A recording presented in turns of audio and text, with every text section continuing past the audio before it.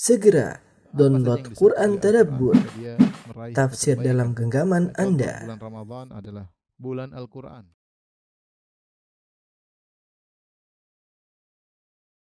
Bismillahirrahmanirrahim. Assalamualaikum warahmatullahi wabarakatuh. Waalaikumsalam. Alhamdulillahi ala ihsani wa syukurlahu ala taufiqihi wa amtinani. Asyhadu an la ilaha illallah wahdahu la syarika lahu ta'ziman li sya'ni. Wa asyhadu anna Muhammadan abduhu wa rasuluhu da'ila ridwani. Allahumma salli alaihi wa ala alihi wa ashabihi wa ikhwani. Jamaah Masjid Tarbiyah Cilandak yang dirahmati Allah Subhanahu wa taala, kita lanjutkan pembahasan kita tentang sirah nabawiyah. Kita masih berbicara tentang kisah haji wada Nabi sallallahu alaihi wasallam, haji perpisahan. Sebagaimana kita ketahui, setelah Nabi diangkat menjadi seorang rasul, Nabi tidak pernah berhaji kecuali sekali, yang dikenal dengan Hajjatul Wada. Dan adapun umrah, Rasulullah SAW umrah sebanyak 4 kali setelah beliau diangkat menjadi seorang rasul. Haji yang sekali itu dikenal dengan haji wada karena dalam haji tersebut Nabi SAW berulang-ulang mengatakan, khudhu anni manasikakum la'alli la alqakum ba'da amikum hadha. Ambillah tata cara manasik haji dariku, bisa jadi aku tidak bertemu dengan kalian setelah tahun ini. Dan benar, Rasulullah SAW tidak berhaji lagi karena beliau wafat setelah itu di bulan Rabiul Awal. Dan ini adalah di bulan Dzulhijjah beliau berhaji. Kita sampai pada kegiatan Nabi SAW ketika di Padang Arafah. Rasulullah SAW berdoa kepada Allah Subhanahu Wa Taala di atas ontanya sambil menghadap kiblat di belakang Jabal Rahmah, jabal yang sekarang dikenal dengan Jabal Rahmah. Dan Nabi SAW mengangkat kedua tangannya berdoa sampai terbenam matahari. Di tengah-tengah Nabi berdoa ada kejadian-kejadian. Di antaranya ada seorang sahabat dari kaum muslimin yang jatuh dari ontanya dalam kondisi berihram. Maka dia pun meninggal. Dia pun meninggal. Maka Rasulullah SAW memerintahkan orang tersebut untuk dikafani dengan 2 kain ihramnya, ya, dan jangan disentuhkan dengan minyak wangi dan hendaknya dimandikan dengan air dan sidr. Dan hendaknya kepalanya tidak ditutup, ya, karena dia sedang dalam kondisi ihram. Rasulullah SAW mengatakan, wala tughatti ra'sahu, jangan kalian tutup kepalanya, wala tumissuhu thiban, dan jangan kalian sentuhkan minyak wangi kepada tubuhnya dan pakaiannya. Fa innahu yub'atsu yaumal qiyamati mulabbiyan, sungguhnya dia akan dibangkitkan pada hari kiamat dalam kondisi bertalbiyah, labbaik Allahumma labbaik, labbaik la syarika laka labbaik. Kemudian setelah Rasulullah SAW di Arafah sampai terbenam matahari, maka sudah benar-benar matahari tenggelam dan hilang warna kuning sedikit dari langit, ya. Kemudian Rasulullah SAW pun melanjutkan perjalanan ke Muzdalifah, melanjutkan perjalanan ke Muzdalifah. Karena kita tahu dari Arafah kemudian ke Muzdalifah. Kemudian Rasulullah SAW melewati jalan Al-Ma'zimain. Al-Ma'zimain itu adalah jalan di antara 2 gunung. Yang sekarang kalau di Padang Arafah menuju Mina dijadikan Thariqul Musyad, yaitu jalannya orang-orang yang pejalan kaki. Mereka akan melewati Thariq Al-Ma'zimain ini, ya, di antara 2 gunung. Jarak dari Arafah ke Muzdalifah kira-kira 6 atau 7 kilo. Kira-kira 6 atau 7 kilo, dan banyak orang pejalan kaki lewat situ, lewat jalan yang pernah ditempuh oleh Nabi sallallahu alaihi wasallam. Dan Nabi sallallahu alaihi wasallam terus bertalbiyah dalam jalannya sambil membonceng Usama ibn Zaid radhiyallahu taala anhuma. Ya. Kemudian Rasulullah SAW berjalan dengan penuh ketenangan. Ya. Rasulullah SAW bersabda, "Ruwaidan ayyuhan nas." Pelan-pelan wahai kaum manusia sekalian, ya. "Alaikum bisakinah." Hendaknya kalian berjalan dengan tenang. "Fa innal birra laisa bil idha." Sungguhnya kebaikan itu bukan dengan cepat-cepat, ya. Tidak usah terburu-buru lari. Biasa aja jalan. Jalan dengan tenang, ya. Makanya Rasulullah SAW berjalan dengan yasirul anak. Yasirul anak itu kata Al-Hafidz Ibnu Hajar rahimahullahu taala, yaitu antara cepat dan lambat, sedang. Jadi Rasulullah SAW jalannya sedang, tidak cepat-cepat, tidak juga lambat, tapi al-anak, yaitu metode berjalan yang sedang. Fa idza wajada fajwatan saron nassa. Kalau beliau menemukan ada fajwah, ada areal terbuka, maka beliau agak lebih cepat untuk segera. Tetapi jalan yang keseluruhan rata-rata dengan metode al-anak. Al-anak itu tidak cepat dan tidak lambat, tapi sedang saja, ya. Kemudian sampai Rasulullah SAW berjalan di suatu jalan, inda sya'ab, di suatu jalan menuju ke Muzdalifah ada semacam jalan kecil di antara dua bukit. Maka Rasulullah SAW turun dari ontanya, Rasulullah SAW pergi menuju tempat tersebut yang agak tertutup. Kemudian Rasulullah SAW buang air kecil di situ. Kemudian Rasulullah SAW berwudu, tawaddu'a wudu'an khafifan bima'i zamzam. Maka Rasulullah SAW berwudu dengan cepat. Kata Ibn Hajar maksudnya Rasulullah berwudu sekali-sekali. Muka sekali, tangan sekali, kaki sekali, bukan 3 kali. Karena wudu'an khafifan. Wudu yang ringan ya. Dengan air zam-zam. Ketika Rasulullah SAW berwudu, setelah buang air kecil Rasulullah SAW berwudu, Usama bertanya, "As-salatu ya Rasulullah, engkau hendak salat ya Rasulullah, engkau berwudu, apakah hendak salat?" Faqala Rasulullah SAW, "As-salatu amamak." Tidak, salat di depan nanti, di Muzdalifah. Salat di Muzdalifah. Kemudian Rasulullah SAW berjalan terus sampai ke Muzdalifah. Subhanallah, kalau kita jalan dari dari Padang Arafah ke menuju Muzdalifah, manusia ribuan, ramai sekali ya.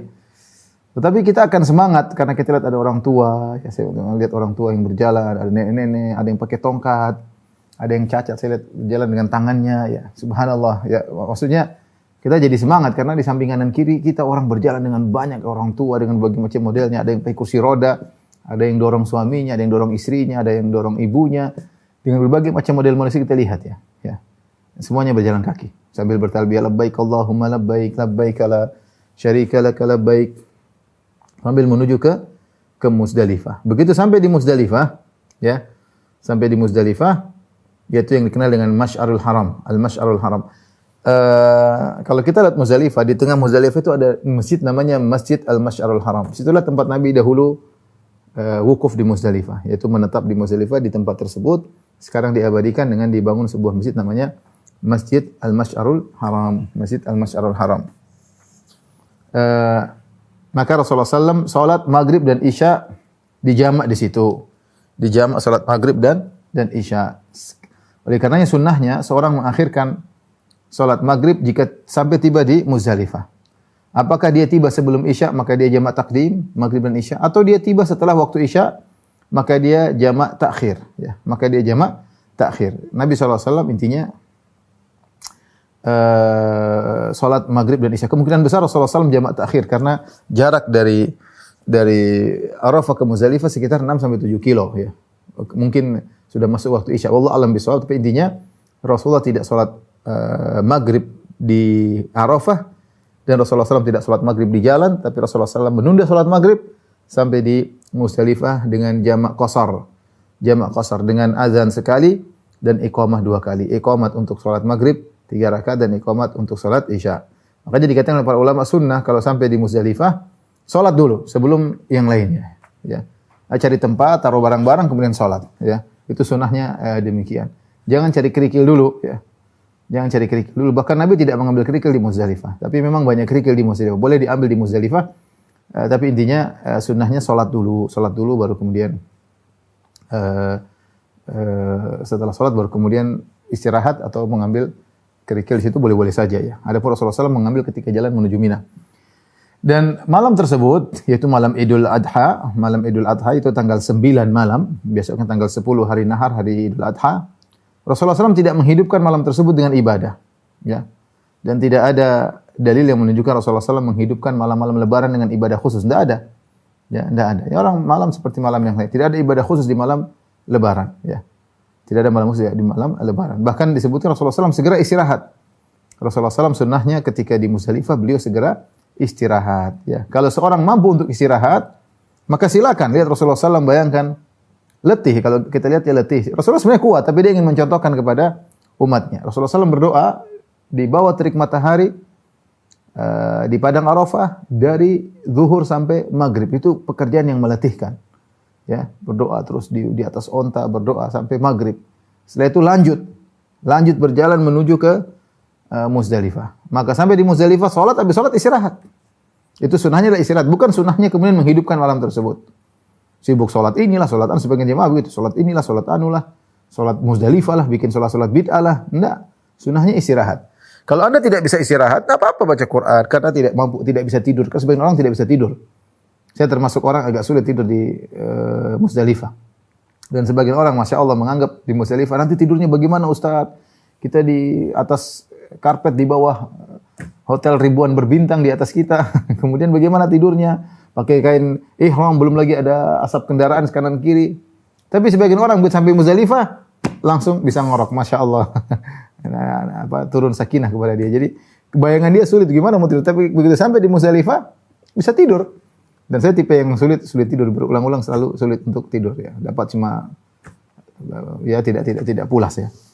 Intinya kalau tidak bisa tidur tidak jadi masalah seorang baca Quran, berzikir.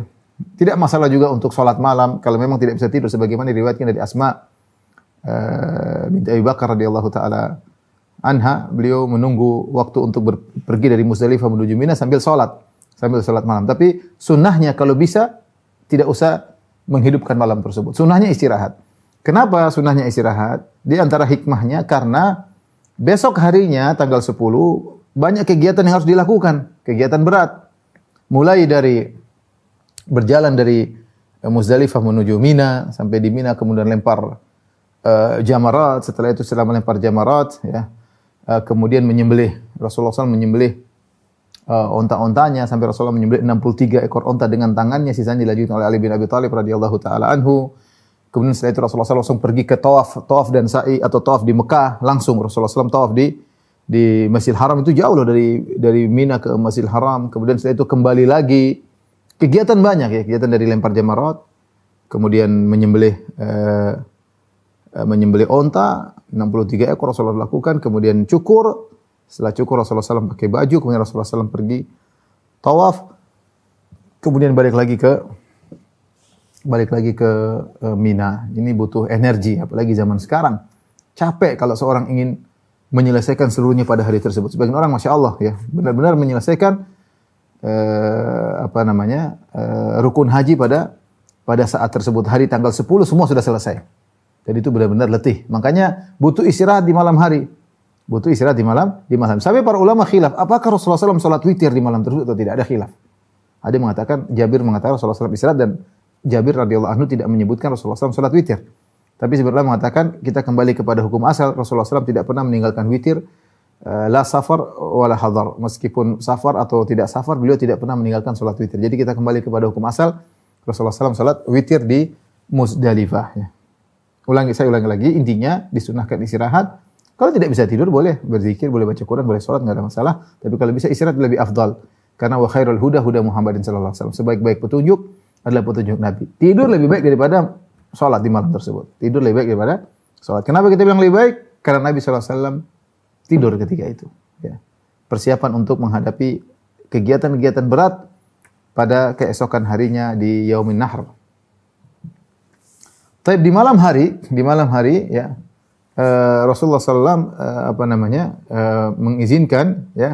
mengizinkan para ibu-ibu yang lemah dan anak-anak untuk pergi meninggalkan Muzdalifah sebelum terbit matahari. Ya. Yaitu juga lewat tengah malam, jam-jam 1, jam 2, mereka boleh pergi. Mereka boleh pergi. Tapi mereka dilarang untuk melempar jamarat sampai terbit matahari. Ya. Mereka sebagaimana riwayat Imam Bukhari, Imam Muslim dari Aisyah radhiyallahu taala anha, beliau berkata, nazalna al-Muzdalifah fasta'dzanatin nabiy sallallahu alaihi wasallam saudatu an tadfa qabla hatmatin nas wa kanat imra'atan bati'atan fa'adhina laha. Kami singgah di Muzdalifah. Maka Saudah bintu Zam'ah, istri Nabi sallallahu alaihi wasallam yang badannya agak besar dan sudah cukup berumur, minta izin kepada Nabi sallallahu alaihi wasallam untuk meninggalkan Muzdalifah sebelum keramaian orang. Karena kalau tunggu sampai subuh orang bakalan ramai. Jadi dia minta izin keluar dari Muzdalifah sebelum salat subuh. Wa kanat imra'atan bati'ah, dan dia jalannya lambat karena dia badannya agak besar, Saudah. Rasulullah izinkan. Fadafa'at qabla hatmatin nas, maka dia pun pergi meninggalkan Muzdalifah sebelum keramaian orang. Ya. Aqamna hatta asbahna nahnu. Adapun kami Aisyah mengatakan kami tetap tinggal di Muzdalifah. Summa dafa'na bidaf'ihi, kemudian kami pun berangkat, kami istri-istri yang lain baru pergi meninggalkan Muzdalifah bersama dengan perginya Nabi, itu setelah salat subuh. Apa kata Aisyah? Fala an akuna ista'dzantu Rasulullah sallallahu alaihi wasallam kama ista'dzanat Sauda ahabbu ilayya min mafruhin bihi. Ya. Kata Aisyah radhiyallahu taala anha, seandainya saya minta izin kepada Nabi untuk keluar sebelum subuh sebagaimana Saudah, tentu lebih aku sukai. Lebih aku sukai dari perkara yang digembirakan ya. Jadi ini dalil bahwasanya semua wanita, Aisyah masih muda ketika itu. Aisyah memahami, saya minta izin, Rasulullah akan izinkan. Jadi dihukumi semua wanita, dihukumi lemah. Makanya ketika di zaman Nabi ada wanita yang ingin keluar sebelum subuh diperbolehkan, termasuk anak-anak yang menemani mereka, Rasulullah izinkan kepada para wanita dan sibyan, anak-anak. Makanya Ibnu Abbas berkata, "Ana mimman qaddama an-nabi sallallahu alaihi wasallam lailatul Muzdalifah fi dha'afati ahlihi." Aku termasuk orang yang disuruh oleh Nabi sallallahu alaihi wasallam untuk pergi keluar sebelum subuh bersama orang-orang yang lemah, ya. Jadi tidak jadi masalah, tidak jadi masalah. Itu di zaman Nabi sallallahu alaihi wasallam, yang tentu yang haji ketika itu bersama Nabi kurang lebih 120.000 orang. Tidak begitu banyak. Itu pun Nabi mengizinkan kepada ibu-ibu untuk keluar dari Muzdalifah sebelum sholat subuh. Nggak jadi masalah. Apalagi zaman sekarang. Zaman sekarang semua orang dihukumi lemah. Bagaimana padat seperti di Muzdalifah. Jutaan orang di situ. Ya. Jutaan orang di situ. Sementara Muzdalifah kecil. Ya, berapa? Mungkin panjang dengan 3 kilo. Radius 3 kilo. Lebar entah berapa. Ya. Tidak, untuk menampung orang jutaan tidak mudah. Keramaian, kemudian antrian toilet ya. Saya pernah bangun malam-malam pengen ke toilet, ngantri mungkin 20 orang kali. Ketika haji tanpa travel ya. Maka maksud saya kalau di zaman Nabi sallallahu alaihi wasallam wanita boleh keluar sebelum terbit fajar, sebelum salat subuh, apalagi zaman sekarang. Oleh karenanya tidak mengapa sebagian jemaah Indonesia setelah lewat tengah malam mereka meninggalkan Muzdalifah, enggak ada masalah. Enggak ada masalah. Keringanan yang diberikan oleh Nabi sallallahu alaihi wasallam ya. Kalau bisa sampai subuh yang afdal, paling afdal, tapi tidak harus sampai subuh. Apabila ada orang yang ingin sampai subuh, ada yang tidak, ya, ada yang ingin keluar, semuanya yang penting seorang menjalankan kekhusyuan. Ya, seorang menjalankan kekhusyuan. Saya ingin seperti haji Nabi. Saya tidak ingin keluar sebelum sampai salat subuh. Oke, itu bagus, silakan. Yang penting jangan memaksakan diri. Kalau mampu silakan, alhamdulillah. Dengan travel, kemudian ada yang pelayannya, ada yang alhamdulillah bisa tidur dikasih, ya sudah sampai subuh aja lebih bagus. Tapi tidak semua orang seperti kondisi kita. Ada orang yang sulit, ada orang yang kata orang haji koboi gampangannya, artinya dia jalan sendiri. Ya sulit tunggu sampai subuh, antrian kayak apa. Dia ingin keluar sebelum subuh, kita bilang silakan. Kita bilang silakan. Karena sekarang kondisi boleh kita katakan orang pada umumnya adalah dihukumi dengan hukum lemah. Apalagi satu grup. Kalau di grup, yang grup ini tidak bisa terpisah-pisah, satu bus. Dalam bis tersebut ada ibu-ibu dan ada pemuda-pemuda yang kuat. Seharusnya terpisah. Ibu-ibu boleh jalan, ibu-ibu boleh pergi meninggalkan Muzdalifah. Yang laki-laki sampai subuh. Tapi karena mereka satu rombongan, mereka mengambil satu hukum yang sama. Artinya kalau ibu-ibu boleh keluar sebelum subuh, maka rombongan yang boleh ikut. Sebagaimana fatwa sebagian ulama. Tapi intinya alhamdulillah yang bisa sampai subuh itu yang terbaik. Kalau tidak bisa sampai subuh, yang penting sudah lewat tengah malam, jam 1, jam 2, silahkan meninggalkan Muzdalifah, tidak jadi masalah. Adapun Rasulullah SAW, maka beliau wukuf atau berdiam di Al-Masy'aril Haram. Ya. Tatkala terbit fajar, sampai pagi, tatkala terbit fajar, Rasulullah SAW pun salat, mengimami para sahabat, muglisan, yaitu cepat. Azan langsung beliau salat, tidak tunggu lama-lama. Dengan azan dan iqamat, ya, kemudian kemudian Rasulullah SAW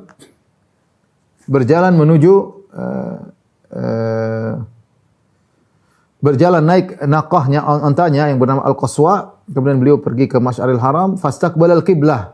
Ini sunnah yang jarang diperhatikan orang. Setelah salat subuh menghadap kiblat, kemudian berdoa kepada Allah Subhanahu wa taala. Bertakbir, bertahlil. Jadi Allahu Akbar, la ilaha illallah, wahdahu la syarikalah. Rasulullah SAW terus berdoa hatta asfara jiddan, sampai benar-benar langit berwarna kuning. Sebelum matahari terbit, matahari menjelang terbit. Tapi berdoa terus ya. Jadi sebelum jadi pada subuh terus berdoa. Sebelum matahari terbit pergi meninggalkan Muzdalifah. Tapi jadi Rasulullah SAW salat di awal waktu, antara subuh dengan menjelang matahari terbit, Rasulullah SAW berdoa kepada Allah. Ini sunnah. Saya sering lihat jemaah haji tidak perhatikan hal ini. Begitu habis salat subuh langsung mereka siap-siap langsung jalan. Sebenarnya duduk dulu berzikir, zikir pagi petang kemudian berdoa kepada Allah Subhanahu wa taala. Rasulullah berdoa, bertakbir, bertahlil sampai kira-kira mungkin sekitar 10 menit sebelum terbit fajar, sebelum terbit matahari, atau 5 menit sebelum terbit matahari, baru bertolak menuju ke Mina. Ya, kalau bisa kita menjalankan haji Nabi SAW tahap demi tahap, itu yang lebih terbaik. Dan Rasulullah SAW ketika wukuf di Masy'aril Haram, Rasulullah SAW berkata, waqaftu hahuna wal Muzdalifatu kulluha mauqif. Aku wukuf di sini dan semua areal Muzdalifah adalah tempat untuk wukuf. Kata para ulama termasuk gunung-gunung yang ada di sekitar. Kalau kita di Muzdalifah lihat gunung sebelah kanan, gunung sebelah kiri, selama masih dalam bagian areal sini boleh, tapi kalau di belakang gunung sudah tidak sah. Bukan di Muzdalifah. Makanya banyak orang tidur di gunung-gunung. Saya kadang lihat gunung banyak sekali orang. Kalau jatuh gimana? Tapi buktinya mereka tidur di, mungkin ada lokasi-lokasi yang pas. Tapi banyak orang tidur di gunung. Karena di sini udah penuh. Udah penuh. Padat manusia ya. Padat manusia ya. Karena orang begitu sampai di Muzdalifah mereka langsung taruh barang. Padahal terkadang di sana mungkin masih agak kosong, masih agak renggang. Tapi mereka udah capek begitu sampai di awal Muzdalifah mereka langsung taruh barang mereka. Ya. Sehingga terkadang menjadikan macet. Jalan semakin kecil mau lewat semakin sulit. Banyak orang-orang juga akhirnya ke gunung-gunung. Subhanallah, kita bilang ini gimana mereka, ini gimana buang hajatnya, gimana ininya, gimana ini, gimana wudunya. Yang jelas semua diatur sama Allah Subhanahu wa taala. Semua bisa hajian, alhamdulillah ya. Jutaan manusia. Ketika Nabi SAW di Muzdalifah, datang seorang bernama Urwah bin Mudharris. Ini hadis masyhur, kalau orang belajar fikih haji dia pasti bahas hadis ini. Urwah bin Mudharris At-Ta'i. Urwah bin Mudharris datang dari Jabalut Tai. Jabalut Tai itu di sekarang Ha'il, tempatnya di Ha'il. Jauh dari Mekah, sekitar mungkin 800 kiloan ya, kalau saya tidak salah ingat. Dia datang ke Muzdalifah, dia tidak sempat wukuf di padang Arafah. Ini sahabat ini tidak sempat wukuf di padang Arafah. Maka dia curhat kepada Nabi, dia berkata, "Ya Rasulullah, ji'tu min Jabali Tayyin." Jadi Rasulullah SAW waktu subuh dia datang, ya. Aku datang dari Jabal Tai jauh. Aklaltu matiyati, aku sudah melelahkan ontaku. Wa at'abtu nafsi, dan aku telah meletihkan diriku. Capek berusaha ngejar padang Arafah enggak dapat-dapat. Wallahi ma taraktu min jabalin illa waqaftu alaih. Tidaklah aku melewati gunung kecuali aku berhenti dulu. Ya karena enggak bisa, mau dipaksa ontanya capek, berhenti dulu. Jalan lagi dapat gunung, berhenti lagi. Lewat lagi dapat gunung, berhenti lagi, ontanya capek. Mungkin ontanya udah tua atau apa atau sakit. Maka dia bertanya, saya tidak sempat wukuf di padang Arafah ya Rasulullah. Fahali min hajjin, apakah saya masih dapat haji? Karena Rasulullah SAW mengatakan, kata Rasulullah SAW, al-hajju Arafah. Haji itu yang penting wukuf di Arafah. Dia baru lewat Arafah di malam hari. Siang hari enggak dapat dia. Sehingga dia nyusul kepada Nabi SAW dan bertemu Nabi di waktu subuh. Di Muzdalifah. Jadi malam dia sempat lewat padang Arafah. Dia tanya, saya masih bisa haji enggak? Ini haji saya dapat enggak ya Rasulullah? Kondisi saya seperti ini. Saya enggak dapat padang Arafah siang sama sekali enggak ada. Saya lewat di malam hari. Kata Rasulullah SAW, man syahida ma'ana hadhihi salat. Siapa yang hadir salat bersamaku di sini di Muzdalifah salat subuh. Wa waqafa ma'ana hatta nadfa. Kemudian dia diam di Muzdalifah dan meninggalkan Muzdalifah bersama kita. Wa qad waqafa bi Arafah qabla dzalika lailan aw naharan. Dan sebelumnya dia sudah sempat wukuf di padang Arafah siang atau malam, ya. Meskipun sebentar, enggak ada masalah. Faqad tamma hajjuhu wa qad tafatha, maka telah sempurna hajinya. Ini makanya orang mengatakan bagi orang yang beruzur, kalau dia tidak bisa wukuf di siang hari, dia boleh wukuf di malam hari. Dia boleh wukuf di malam hari. Oleh karenanya sebagian pemerintah membuat program, saya dengar aja cuma saya enggak pernah lihat, cuma program bagi orang-orang yang sakit. Bagi orang yang sakit mereka dikumpulkan, mereka tidak diwukufkan di padang Arafah di siang hari. Ya, mereka dari rumah sakit dibawa, mereka di rumah sakit dulu nunggu. Nanti sudah malam hari baru mereka dilewatkan ke padang Arafah meskipun sebentar. Yang penting wukuf di padang Arafah. Kalau tidak bisa wukuf di siang hari, boleh wukuf di malam hari. Ini di antara keringanan dalam ibadah haji. Dan ini bagi orang-orang yang sakit, yang harus dibawa oleh ambulans, ada pelayanan seperti itu. Saya dengar-dengar saya bertemu sama dokter-dokter yang bertugas, ada pelayanan seperti itu. Mereka dibawa wukuf di padang Arafah di malam hari meskipun sebentar. Yang penting wukuf, yang penting sah hajinya. Berdasarkan hadis Urwah bin Mudharris ini. Subhanallah. Ini Urwah bin Mudharris, Allah takdirkan dia telat datang dan alhamdulillah banyak faedah yang bisa kita ambil dari dia ya. Ya, kalau dia tidak telat tidak ada hadis ini. Jadi Allah takdirkan ontanya susah, dia pun susah berjalan menuju ke Arafah. Sampai di Arafah sudah malam, sudah lewat. Padahal wukuf di siang hari. Orang semua sudah pergi, dia wukuf sendiri di malam hari di situ. Tapi ternyata ada faedahnya. Rasulullah mengatakan, siapa yang sholat subuh di Muzdalifah dan sebelumnya dia sempat wukuf di Arafah siang atau malam, enggak ada masalah. Kalau dia malam karena ada uzur, maka telah sempurna hajinya. Setelah Rasulullah SAW berjalan dari Muzdalifah menuju Mina untuk lempar jamarat, Rasulullah SAW menyuruh Ibnu Abbas di pagi hari tanggal 10, ya, itu setelah meninggal Muzdalifah, an yaltaqita lahu hasal jimar. Rasulullah menyuruh dia untuk mengambil kerikil-kerikil untuk melempar. Ya, maka Ibnu Abbas cerdas, dia mengambilkan kerikil kecil yang hasayat min hasal khadaf, ya. Yaitu kerikil kecil yang bisa digunakan untuk mengutik atau melempar, kecil, tidak benda besar. Ibnu Abbas bawa 7 kepada Nabi sallallahu alaihi wasallam. Falamma wada'ahu fi yadi Rasulullah sallallahu alaihi wasallam, Rasulullah kemudian meletakkan kerikil-kerikil tersebut di jarinya, di telapak tangannya. Kecil-kecil, enggak besar. Setelah Rasulullah SAW tunjukkan kepada orang-orang, kata Nabi, "Na'am bi amsali haula'i farmu." Seperti inilah kerikil-kerikil kalian lempar. Jangan besar-besar begini, ya. Kecil-kecil yang ya, seukuran untuk mengutik kecil, ya. Kata Rasulullah SAW, "Wa iyyakum wal ghuluwa fid din." Hati-hatilah kalian dalam sikap berlebih-lebihan ekstrim dalam agama. Fa inna ma ahlaka man kana qablakumul ghuluw fid din. Sungguhnya yang membinasakan umat-umat terdahulu sebelum kalian adalah bersikap berlebih-lebihan dalam agama. Artinya Rasulullah SAW ajarin mau lempar jangan kerikil-kerikil gede, segini ukuran. Kalau kalian besar-besar kerikilnya berarti kalian berlebih-lebihan dalam agama. Yang sebagian orang seperti itu lempar dengan penuh emosi. Sampai lempar, wah, lempar luar biasa dengan kadang ada yang besar. Tapi sekarang alhamdulillah ya. Kalau sekarang tidak seperti dulu. Kalau sekarang hautnya atau tempat lemparan jamarat itu besar, kemudian dindingnya gede begini, dindingnya lebar. Sehingga kemungkinan untuk tidak bisa sampai ke sebelah. Dulu waktu awal saya pertama haji tahun 2001, 2002,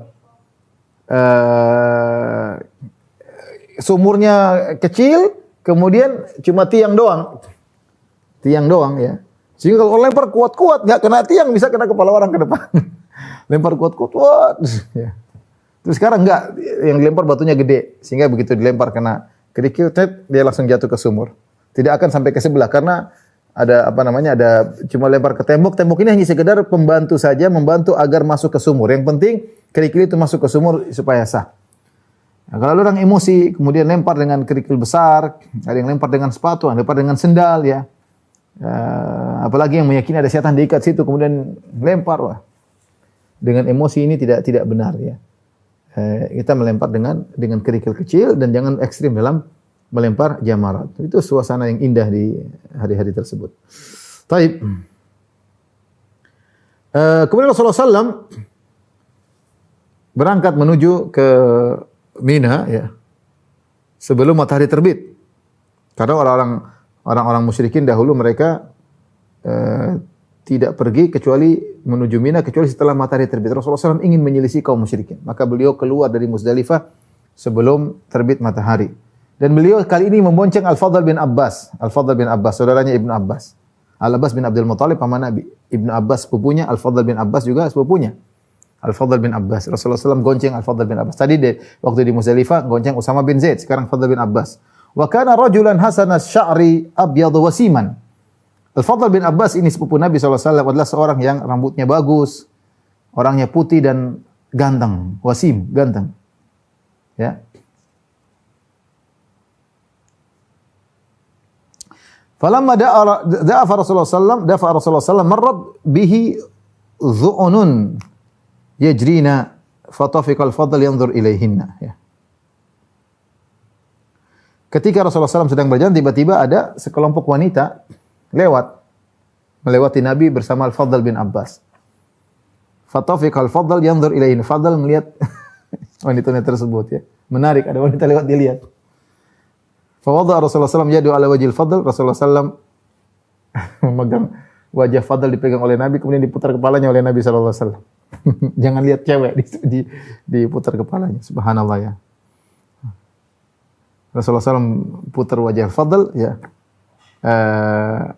agar Fadl tidak fokus melihat para wanita. Ini yang lewat kebetulan dia ingin lihat, ya, ada Rasulullah di situ. Rasulullah SAW langsung tutup wajahnya, suruh balik ke arah lain. Sampai akhirnya Rasulullah SAW melewati dekat dengan Wadi Muhassir, Wadi Muhassir. Di tengah perjalanan menuju Mina, ada seorang laki bertanya kepada Nabi tentang ibunya. Dia berkata, "Ya Rasulullah, inna ummi ajuzun kabiratun wa in hamaltuha lam tastamsik." Ya Rasulullah, ibuku sudah tua, sudah sangat tua. Kalau aku bawa dia berhaji, ya dia tidak bisa menahan diri, artinya tidak bisa naik di atas onta, ya. Enggak bisa, dia enggak bisa bertahan di atas kendaraan. Kalau enggak mungkin disuruh jalan juga enggak mungkin, sudah sangat tua. Wa in rabattuha khasyitu an aqtulaha. Kalau saya ikat dia di onta khawatir saya bunuh dia, mungkin jatuh atau apa. Intinya saya enggak bisa bawa dia hajian sementara dia pengen haji. Maka Rasulullah SAW berkata, "Ara'aita law kana ala ummika dain akunta qadiyahu?"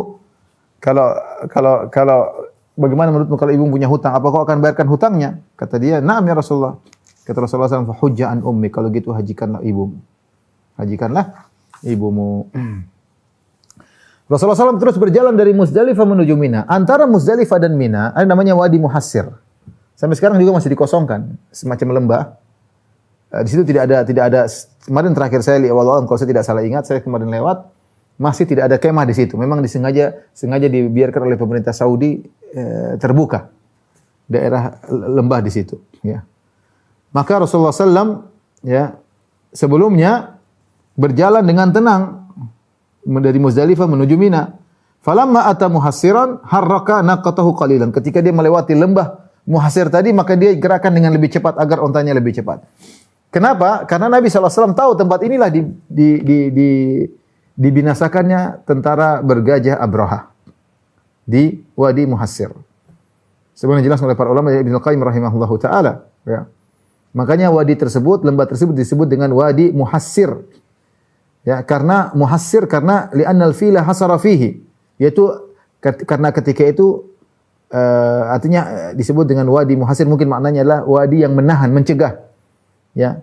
Kenapa? Karena gajah ketika itu yang dibawa oleh Raja Abraha tidak bisa maju, tidak mau maju. Ketika itu Muhassir dia menuju ke Mekah enggak bisa.